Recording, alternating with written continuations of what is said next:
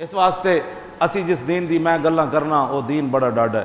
ہاں جی کلے ہوتے لاکھ روپے دا بیل بننا ہو رہے کیوں جی, اور حضور دی عزت واسطے کسی دی اکھاں پا کے گل کرنی ہو رہے. بیل بننا کیڑا آسان ہے, حرام کیوں جی.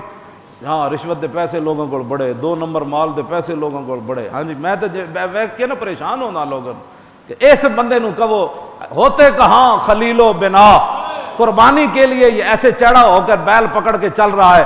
اس نو کدی پوچھو حضور دی عزت واسطے بھی چلیا کیوں جی. اس نو قربانی دا مسئلہ سمجھ آیا کیونکہ وہ فریزر بھرنے سن تے رانا لینیاں سن تے دینیاں سن.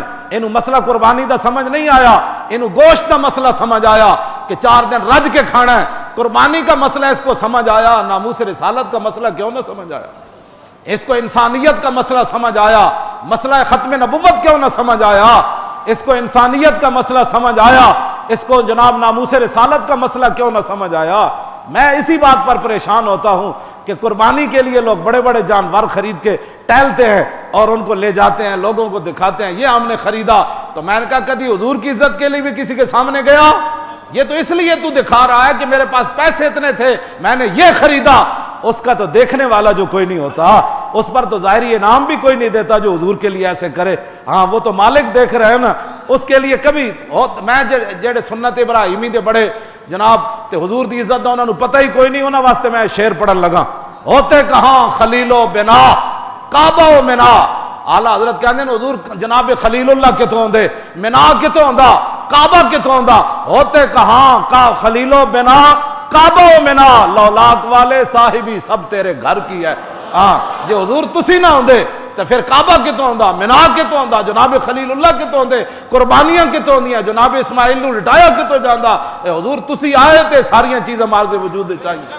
مولا علی نے واری تیری نیند پر نماز, اور وہ بھی اثر جو سب سے اعلیٰ خطر کی ہے, بلکہ صدیق غار میں جان ان پہ دے چکے, اور حفظ جان تو جان فروز غرر کی ہے. ہاں تو نے انہیں جان دی, انہیں پھیر دی نماز, پر وہ تو کر چکے تھے جو کرنی.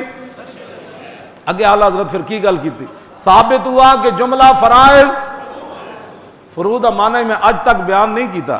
میں بیان کراں تو جناب لگ پتے جان فروض معنی. جس قوم نو مسئلہ ختم نبوت نہ سمجھ آیا, کیوں جی, جس قوم نو ناموس رسالت دا مسئلہ 7 سال سمجھ نہ آیا, سانو پھر تقریر کرنی پیندی, اس قوم نو فروض معنی کی سمجھائی.